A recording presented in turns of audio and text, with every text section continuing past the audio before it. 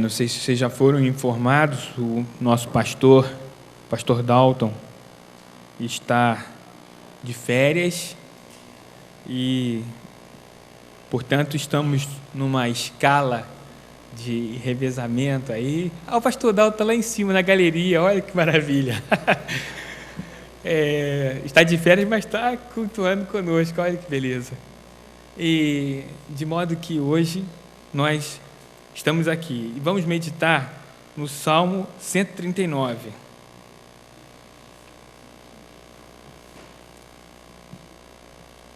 O homem e o poder de Deus.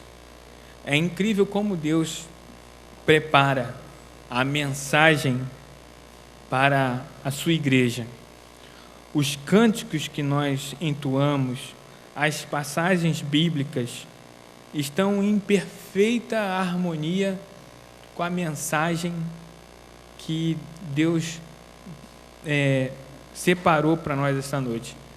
E isso foi obra de Deus, certamente, né? Porque a programação foi feita talvez pela irmã Rivalda, creio eu, né? E não tivemos aqui a oportunidade de traçar qualquer orientação. Eu também estou aproveitando aqui, antes de começar a mensagem, estou muito feliz em ver o irmão Edir aqui entre nós. Amado irmão Edir, foi membro da nossa igreja há muitos anos, né? Estou muito feliz em ver o irmão Edir aqui. Seja bem-vindo, meu irmão. Vamos abrir nossas Bíblias no Salmo 139.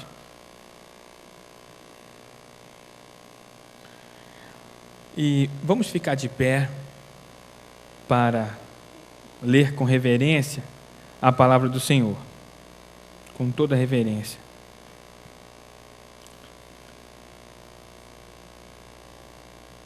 Diz assim a palavra do Senhor. Vamos ler de forma responsiva. Eu leio um versículo, os irmãos leiam o seguinte: Senhor, tu me sondastes e me conheces.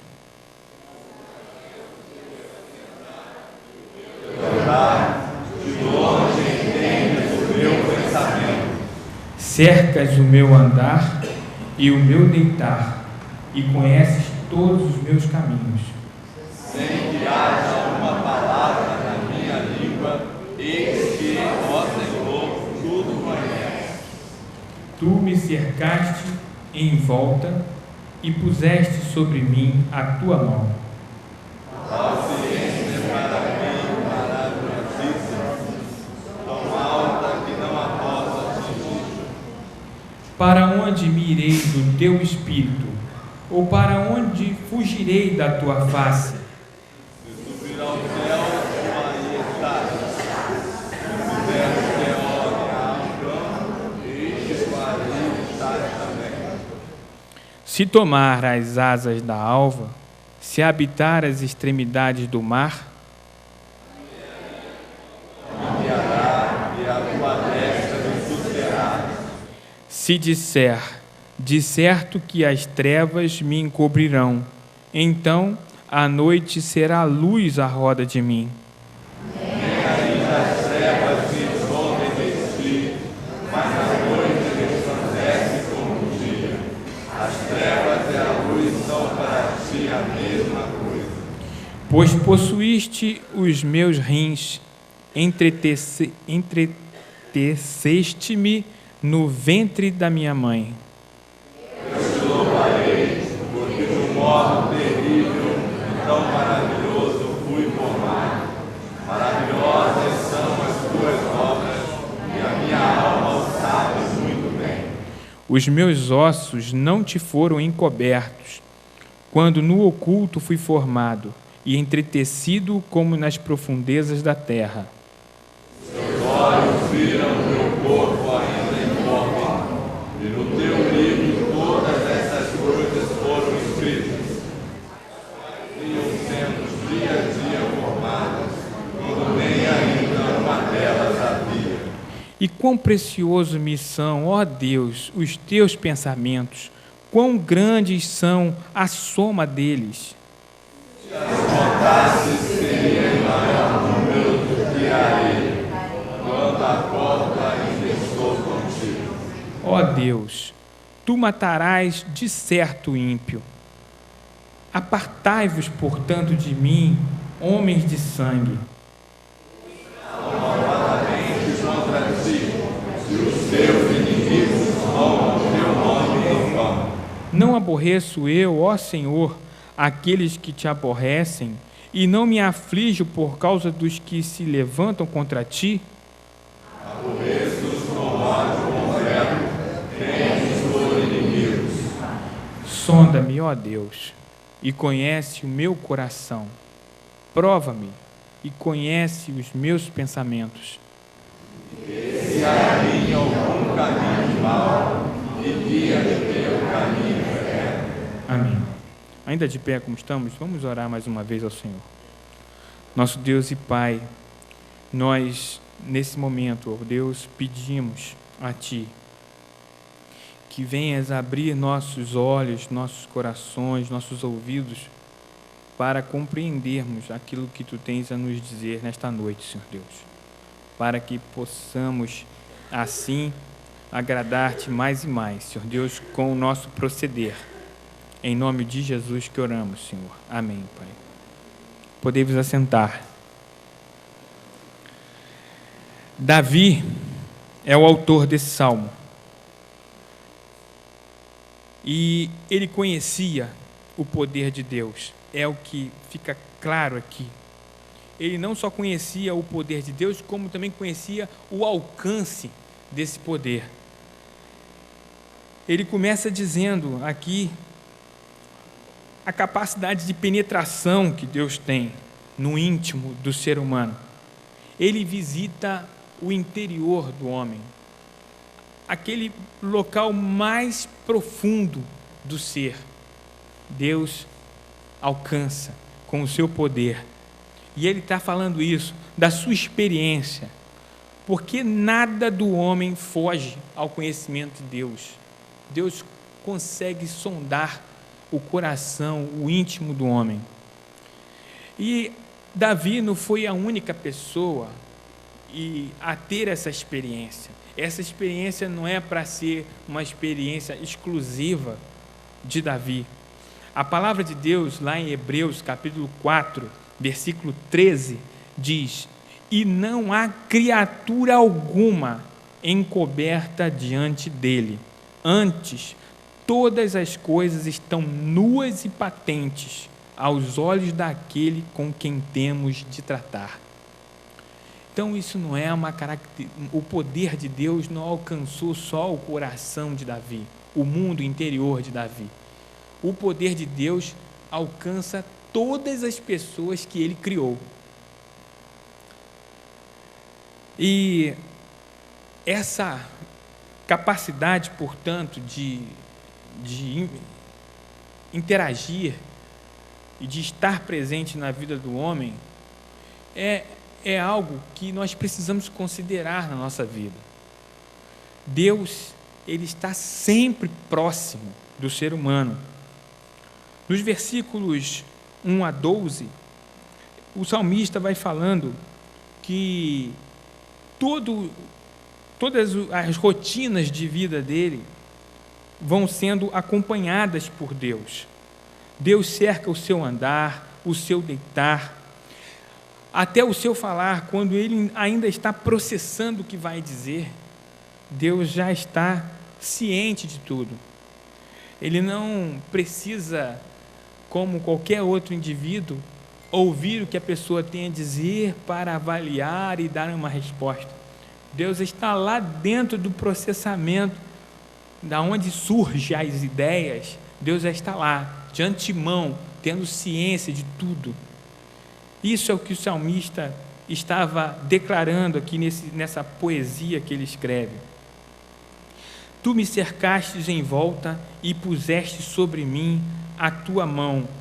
Ele está mostrando que Deus não somente sonda ele, percebe ele interiormente, como também o guarda, o protege, cuida dele.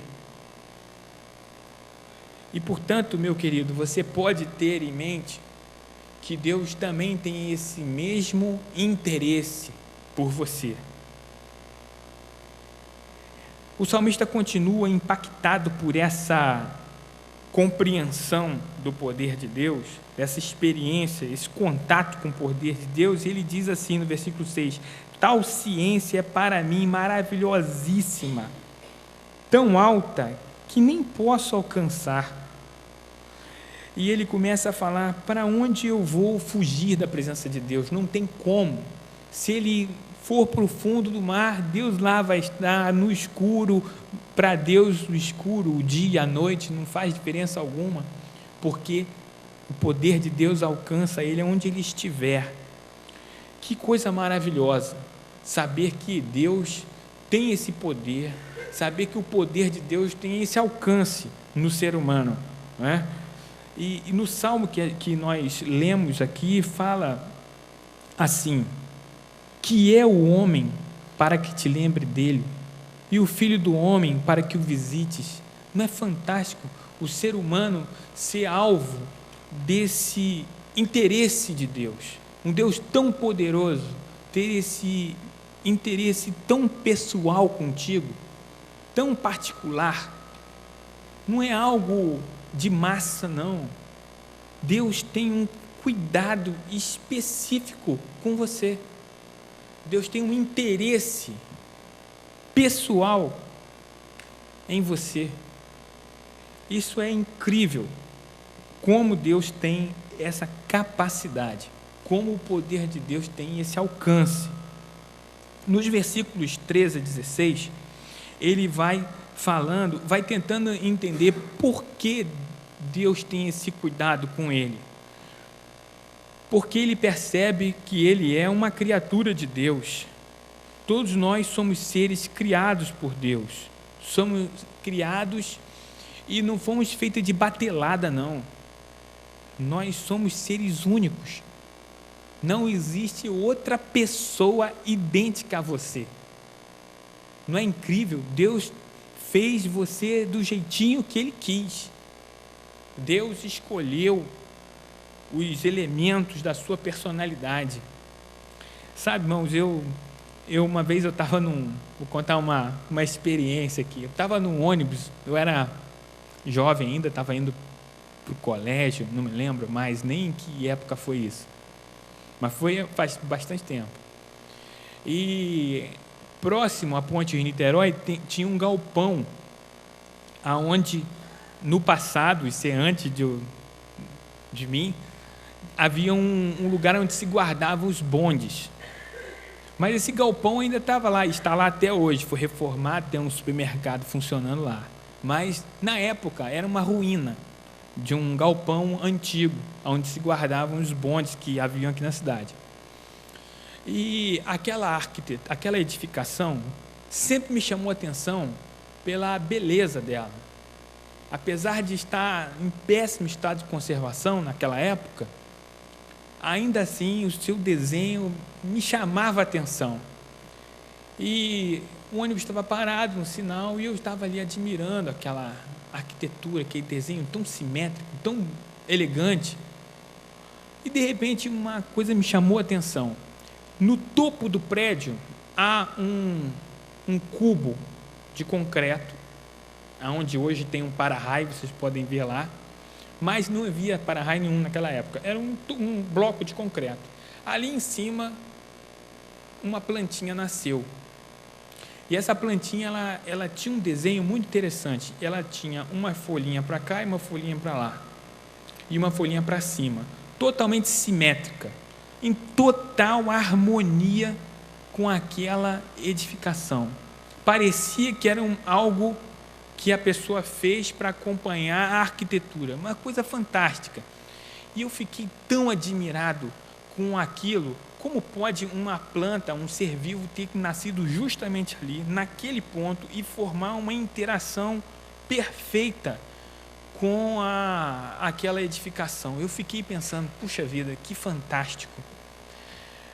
Aí eu fiquei pensando, aí desse pensamento eu pulei para um outro, que era assim, puxa, aquela planta ali, eu duvido que alguém tenha ciência de que aquela planta exista. Eu acho que só eu percebi aquela planta ali.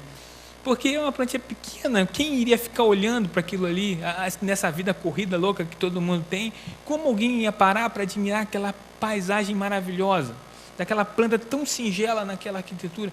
Aquela planta, com certeza, só existe para mim.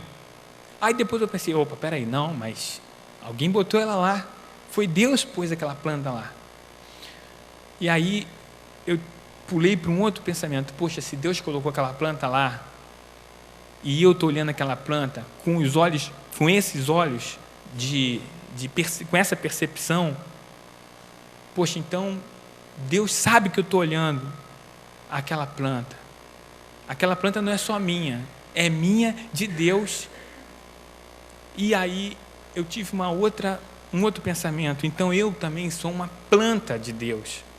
Deus me fez, e assim como eu estou contemplando aquela planta, o modo como ela é e aonde ela está, eu também sou alvo da contemplação de Deus. Deus olha para mim, Deus observa o meu ser. E não só a mim, isso é com todos nós. Aquilo foi uma experiência tão bonita, porque eu estava sozinho no ônibus, sozinho no modo de dizer, tinha muita gente estranha no ônibus, e eu, portanto, me sentia sozinho ali, porque eu não estava na companhia de ninguém que eu conhecesse. Mas, de repente, eu me vi olhando para um ponto junto de Deus, meu Pai Criador, que também estava olhando junto comigo ali para aquele mesmo ponto. Sabe quando você está na companhia de alguém e ambos estão focando uma mesma coisa? Assim eu me senti, puxa vida, Deus está aqui comigo agora, e nós dois estamos vendo aquela obra linda que Ele fez ali. E eu acredito que isso seja essa percepção de Deus junto com a gente, no dia a dia, e perceber que nós somos feitura de Deus, somos seres criados para Deus, para os propósitos de Deus. Não somos outra coisa, senão seres criados por Deus para os propósitos dele. Eu acho que isso é a minha resposta de experiência a essa pergunta do Salmo 8 que nós lemos aqui. Que é o homem para que lembres dele? E essa experiência que eu vivi foi assim para mim tão simples, mas ao mesmo tempo profunda. Deus, Ele está sempre próximo da gente. Nos versículos 13 a 16, que a gente leu do Salmo 139, vai mostrando que Deus é o responsável pela construção do nosso ser, desde a organogênese, que é aquela fase em que o embrião vai somando as células, e aquelas células vão se desdobrando, e uma célula vira célula cerebral, outra célula vira célula do coração, outro conjunto de células vira ossos, e assim vai se formando, vai ficando um ser ainda sem uma forma, e daí a pouco já aparece um feto, e aquele feto vai crescendo. Nós vemos isso hoje em dia com todos os recursos que nós já dispomos, Mas o salmista, naquela época, ser capaz de colocar isso de uma forma tão clara, me surpreende, me deixa pasmo de ver como Deus inspira o ser humano. E, portanto, meu querido, você foi obra desse capricho de Deus, desse cuidado de Deus. Por isso Ele te quer assim, de uma forma tão particular. Versículo 17, o salmista fala dos pensamentos de Deus, como eles são preciosos, como eles são valiosos para ele, Davi. E Jeremias também escreve as palavras de Deus, lá em Jeremias 29:11, Deus falando. Deus diz assim, está lá na palavra de Deus, Jeremias 29:11. Se você quiser acompanhar, fica à vontade. Diz assim: porque eu bem sei os pensamentos que tenho a vosso respeito, diz o Senhor, pensamentos de paz e não de mal, para vos dar o fim que esperais. Davi sabia que Deus tinha boas intenções, boa vontade para com o homem, interesse positivo, favorável, para favorecer o homem. E isso também surpreendia, alegrava o coração de Davi. E o próprio Deus se revela assim aos homens através do profeta Jeremias. Deus tem pensamentos de paz para o ser humano. Deus tem intenção de estabelecer paz com o homem. Deus ama as suas criaturas e quer fazer delas seus filhos. Isso não sou eu que diz, é a palavra de Deus. A Bíblia nos esclarece lá no Evangelho de João, capítulo 1, versículos de 11 a 14, que Deus enviou o seu Filho, a sua manifestação visível, para vir à terra, dar a sua vida. Ele habitou entre nós, ele veio para o que era seu e não foi recebido pelos seus.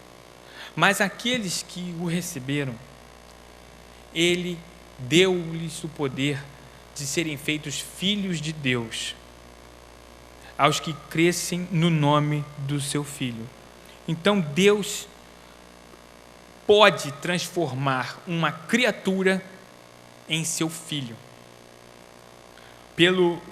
por meio de Jesus Cristo. Quando alguém crer no Senhor Jesus, ele então reúne condições de se tornar filho de Deus. Para tornar-se filho de Deus, portanto, é preciso crer em Jesus como providência de Deus para o problema do pecado, que é o que afasta o homem de Deus.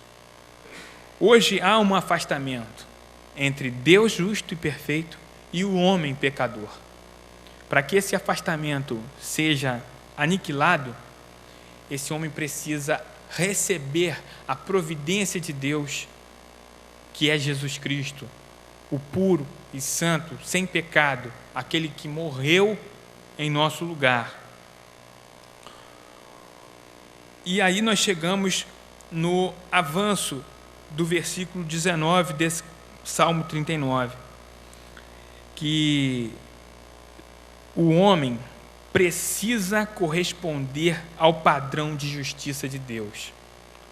O bom Deus também é justo e no seu tempo exercerá o juízo sobre os seus inimigos.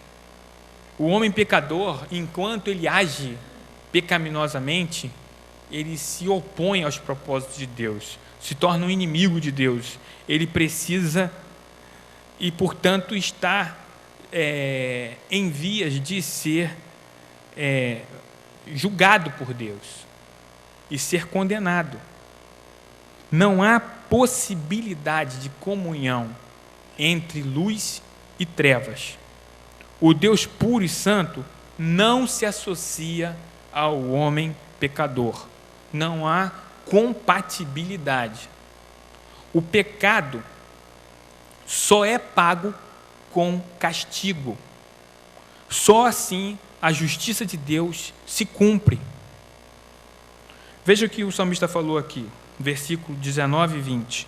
Ó Deus, tu matarás de certo o ímpio.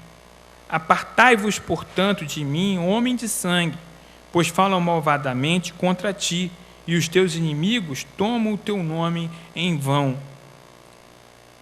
A Bíblia diz: e quase todas as coisas, segundo a lei, se purificam com sangue, e sem derramamento de sangue não há remissão de pecados. E o autor da carta aos Hebreus diz isso porque Deus estabeleceu para o povo hebreu uma lei que deveria ser cumprida. E dentro dessa lei dizia o seguinte, que quando a pessoa cometesse um pecado contra Deus, ele deveria sacrificar. A depender de qual pecado fosse, havia lá as ofertas de sacrifício para esses pecados. E sempre derramamento, em geral, envolvia derramamento de sangue. Um sangue inocente, um sangue de um animal. Por quê? Porque o pecado deveria ser castigado. Então, para que a pessoa não sofresse o castigo, um inocente pagava por aquele pecado. Então, o animal era imolado, era morto, tinha o seu sangue vertido para pagar por aquele pecado. A Bíblia diz em Romanos 6:23 que o salário do pecado é a morte. Mas também diz que o dom gratuito de Deus é a vida eterna por Cristo Jesus, nosso Senhor. Cristo, portanto, é essa nossa redenção. Ele sofreu o castigo que cabia a mim, que cabia a você, que cabia a cada um indivíduo do mundo, criado por Deus. Lá em Colossenses 1,14 diz, em quem, está falando acerca de Jesus, em quem temos a redenção pelo seu sangue, a saber, a remissão dos pecados. Jesus veio dar a sua vida pelos seus pecados, pelos meus pecados. Essa foi a providência de Deus para cumprir a sua justiça, satisfazer a sua justiça, poupando você, poupando a mim, porque te ama, porque me ama. Nos versículos 21 a 22, o Salmo, Davi demonstra uma identificação com a ira de Deus sobre o pecado e deseja ser um operador da justiça de Deus. Isso é característico de Davi. Quem estudou um pouquinho a história de Davi sabe que ele era assim, desde garoto novo. Quando ele vinha passando, jovem ainda, viu um gigante bravejando e falando contra o Deus único e verdadeiro, o Deus da sua nação, dos hebreus. Ele ficou tão indignado com aquilo e falou, quem é esse incircunciso que está falando do nosso Deus? Ficou revoltado, ficou irado com aquilo, pela atitude daquele gigante. Parecia que ele estava falando de um anãozinho, desses gaiatos de reino, né? Mas ele estava falando de um gigante guerreiro que todos estremeciam de medo. Davi, portanto, tinha essa personalidade de envolver-se, de solidarizar-se com a justiça de Deus, ao ponto de colocar para si esse desejo de cumprir o juízo de Deus, dele ser um operador do juízo de Deus. Tem uma passagem lá em Samuel, capítulo 25, 1 Samuel 25, que Davi, àquela altura, já havia sido ungido por Samuel para ser o rei dos judeus. Ainda não havia se tornado rei ainda, mas já reunia um exército de cerca de 600 soldados e já executava ações de proteção do povo hebreu. Ele já participava de ações em prol do seu povo. E ele fazia escolta armada de pastores, de ovelhas. E havia um homem muito rico chamado Nabal, que os empregados deles no campo eram servidos pelos militares que estavam a serviço de Davi. Quando Davi precisou de sustento, mandou vários dos seus emissários, né, procurar Nabal para pedir subvenção, alimento a Nabal. E Nabal não correspondeu aos favores que Davi lhe prestara. Pelo contrário, disse que nem o conhecia. Então, quando isso chega aos ouvidos de Davi, Davi fica irado e tão chateado com aquela injustiça, tão transtornado com aquela injustiça, que o propósito dele era de exterminar Nabal, a família, e aniquilar tudo. E ele monta o seu, aparelha boa parte do seu exército e vai na direção de Nabal. Mas Deus intervém e manda, de alguma forma, isso chega à mulher de Nabal, que era uma mulher temente a Deus, e ela vai ao encontro, humildemente, de Nabal, de Davi, intercepta Davi no caminho e expõe para ele que Nabal, o nome dele já dizia tudo, era louco, era um homem louco, e ela pede para ele reconsiderar a sua intenção, dá a ele o suporte que ele precisava, e a resposta de Davi é o seguinte, lá no versículo 32 e 34. Então Davi disse a Abigail, mulher de Nabal: bendito o Senhor Deus de Israel, que hoje te enviou ao meu encontro, e bendito o teu conselho, bendita tu, que hoje me impediste de derramar sangue e de vingar-me pela minha própria mão, porque na verdade vive o Senhor Deus de Israel, que me impediu de que te fizesse mal, que se tu não te apressaras e não me vieras ao encontro, não ficaria Nabal até a luz da manhã, nem mesmo um menino. Então esse episódio mostra, dentre outras coisas, serve para nos mostrar que a ira do homem não opera a justiça de Deus. Mesmo Davi, um homem que é considerado um homem segundo o coração de Deus, não estava apto naquele momento específico para cumprir a justiça de Deus. Muito embora ele tivesse essa intenção, a gente vê lá no Salmo 139 essa intenção, mas ele era humano, era falho, queria operar a justiça de Deus, como nesse caso aqui, mas não foi capaz, ele errou muito a medida, e por isso Deus providenciou que ele fosse impedido de realizar aquele intento. Passado alguns dias, cerca de 10 dias, Deus mesmo feriu a Nabal e ele morreu. Então Deus operou a justiça dele por outros meios, não precisou daquela atitude de Davi. Compreendendo então essa deficiência, o salmista Davi encerra o seu salmo apelando que Deus sonde seu coração e lhe esclareça, mostre se há algum caminho enganoso no seu interior e lhe apresente o melhor e mais excelente caminho, porque procede do coração de Deus.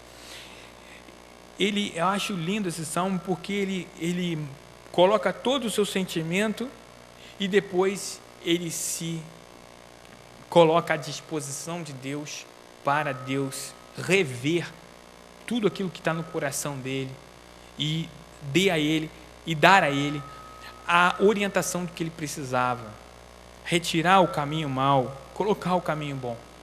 Um homem assim agrada a Deus. E, portanto, meus irmãos, podemos aprender aqui com esse salmo que o contato com o poder de Deus é uma experiência transformadora e irreversível.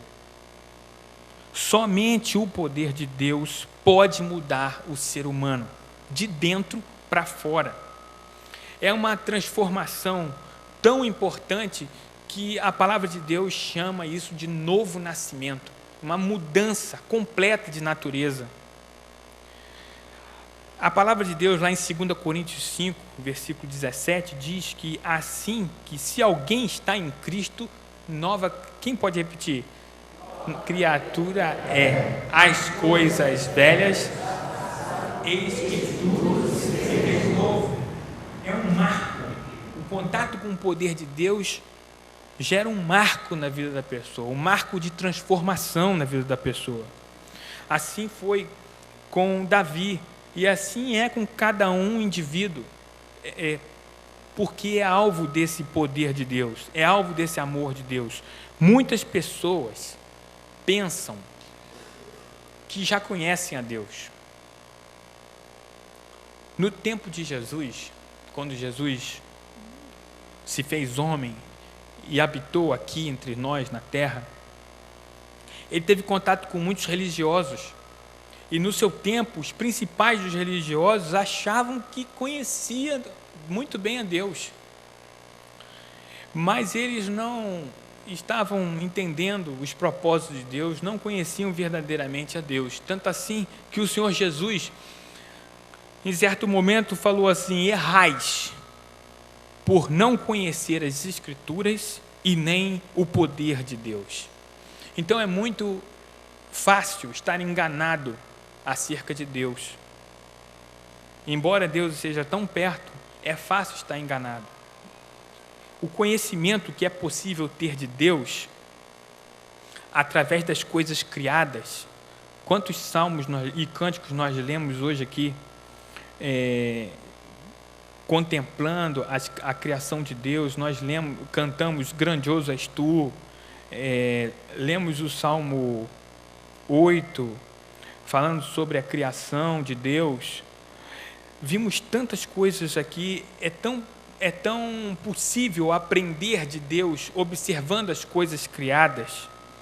Lá em Romanos 1, versículo 18 a 20, diz que o homem é imperdoável,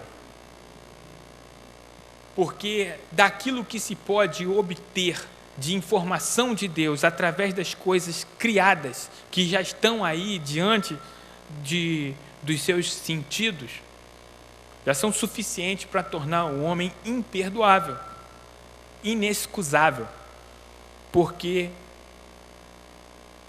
Deus não deixou dúvidas acerca de quem Ele é, do seu favor, da sua intenção para com o homem. Então, eu não estou falando aqui de um apelo ao sensacionalismo, não. Você talvez possa estar pensando assim: então o que falta então? Poxa, eu tenho que sentir algo. Existe o conhecimento de Deus que se obtém por informação. Deus existe, Deus é bom, Deus está aqui entre nós.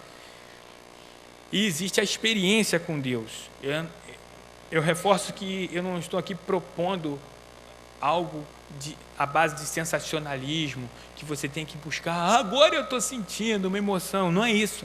Eu estou falando que Deus é totalmente acessível e você pode experimentar o poder de Deus na sua vida, porque o poder de Deus foi divulgado, é o Evangelho. O apóstolo Paulo, em Romanos 1 também, versículo 16, diz: porque eu não me envergonho do poder de Deus, do Evangelho de Cristo, pois é o poder de Deus para a salvação de todo aquele que crê. Você quer ter contato com o poder de Deus? Receba o Evangelho do Senhor Jesus, a mensagem boa, a boa notícia de salvação, que é Jesus Cristo. Esse é o poder de Deus que você precisa entrar em contato. Essa é a fonte de poder disponível hoje para você, o Senhor Jesus. Você pode ir corajosamente em busca desse poder, em busca desse contato pessoal com Cristo Jesus. Ele tem interesse nisso também. Deixa Jesus entrar na sua vida e terás o que Davi demonstra ter nesse salmo que lemos. Vamos ver aqui, olhando assim por alto agora esse salmo, o que a gente consegue observar da pessoa de Davi. Davi era uma pessoa alegre, porque ninguém comporia um salmo desse se estivesse arrastando uma corrente, naquela depressão. Ele estava feliz, ele estava alegre, e essa alegria era provocada pela sua experiência com Deus. Ele tinha contentamento ele estava contente e ele tinha essa disposição de louvar a Deus, de falar das grandezas de Deus. Tudo isso você também pode ter quando usufruir do Evangelho de Cristo Jesus. Você também vai ser como Davi, vai ter essa alegria, essa espontaneidade de falar das coisas de Deus, das grandezas de Deus. O compromisso com os propósitos elevados de Deus. Davi demonstra total empenho com os propósitos de Deus, total solidariedade. Ele estava solidário com os propósitos de Deus. E é isso que Deus quer para a sua vida, meu querido. Você pode aderir-se aos propósitos de Deus se você deixar o poder de Deus agir na sua vida. E, por fim, Davi demonstra aqui completa sujeição ao poder de Deus. Ele entrega a sua vida. Uma experiência genuína com Cristo Jesus vai promover isso. Você vai poder deixar Deus conduzir sua vida, deixar Deus ser Deus na sua vida. E você vai desfrutar da boa, perfeita e agradável vontade de Deus sendo exercida, sendo levada a efeito na sua vida. Portanto, você pode fazer a sua entrega agora mesmo, aonde você está. Não precisa esperar até mais tarde, subir no alto de um monte, como o texto que nós lemos aqui, né? O povo samaritano adorava num monte, o povo hebreu, o judeu adorava em outro, e a mulher samaritana pergunta para Jesus onde é que se deveria adorar, e Jesus fala, não é nem lá nem cá. Deus é espírito e deseja que você se entregue em espírito e em verdade. Tudo que você precisa fazer pode ser feito agora mesmo, você, aonde você está. Seja aqui dentro desse ambiente, seja onde você estiver nos assistindo pela internet. Você pode entregar a sua vida ao Senhor Jesus, desfrutar do poder de Deus, ter a sua vida transformada. E esse é o desejo dessa igreja. Estamos aqui para te ajudar nessa nova caminhada com Cristo.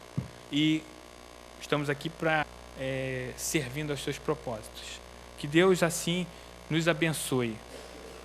Se você tomou essa decisão nesta noite, você pode nos procurar a saída e falar, olha, eu aceitei a Cristo como meu Salvador, eu quero saber como eu posso continuar a aprender sobre o poder de Deus, sobre Deus na minha vida. Nós vamos ter uma imensa alegria em poder te ajudar. Pode nos contactar ou contactar qualquer membro desta igreja, eles vão saber